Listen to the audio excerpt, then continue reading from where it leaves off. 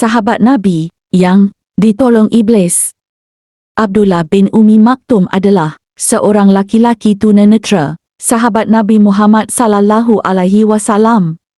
Meski namanya begitu asing, beliau diketahui pernah membuat Nabi Muhammad sallallahu alaihi wasallam mendapatkan teguran oleh Allah Subhanahu wa taala kerana bermuka masam kepada sesama muslim.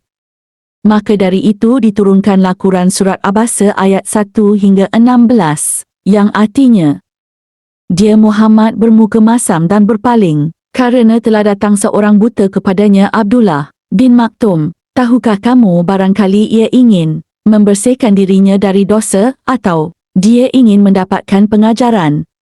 Lalu pengajaran itu memberi manfaat kepadanya. Adapun orang yang merasa dirinya serba cukup, maka kami melayaninya. Padahal tidak ada celaan atasmu kalau dia tidak membersihkan diri beriman. Adapun orang yang datang kepadamu dengan bersegera untuk mendapatkan pelajaran, sedang ia takut kepada Allah, maka kamu mengabaikannya. Sekali-kali jangan demikian. Sesungguhnya ajaran-ajaran Tuhan itu adalah suatu peringatan.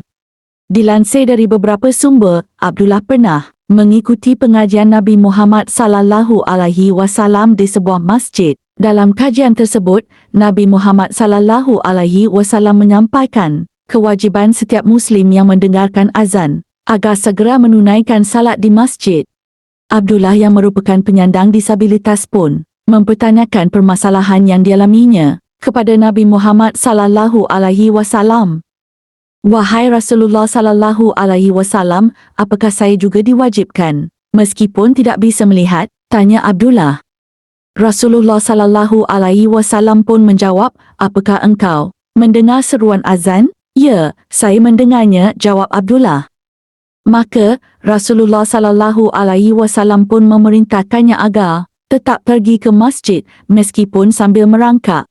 Sejak saat itu Abdullah rajin untuk bergegas ke masjid setelah mendengar azan meskipun dengan kondisi fisik yang dialaminya. Namun suatu ketika saat Abdullah dalam perjalanan menuju masjid, ia tersandung batu hingga mengeluarkan darah.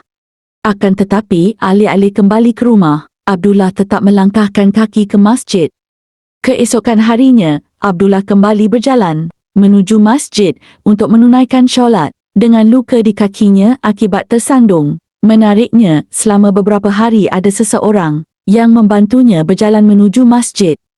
Rasa penasaran Abdullah pun menguat. Ia pun bertanya, siapakah pemuda yang menolongnya mengantar ke masjid? Wahai saudaraku, siapakah namamu? Aku ingin mengetahuinya agar bisa mendoakanmu kepada Allah Subhanahu wa taala, tanya Abdullah. Apa untungnya bagimu mengetahui namaku, dan aku tak mau engkau doakan, jawab pemuda tersebut. Sembari memegang tangan pemuda tersebut, Abdullah pun menyampaikan supaya pemuda itu tidak membantunya. Aku tak mau engkau menolongku lagi kerana kau tak mau didoakan, ucap Abdullah. Akhirnya pemuda itu memperkenalkan diri. Wahai Abdullah Ummi Maktum, ketahuilah, sesungguhnya aku adalah iblis.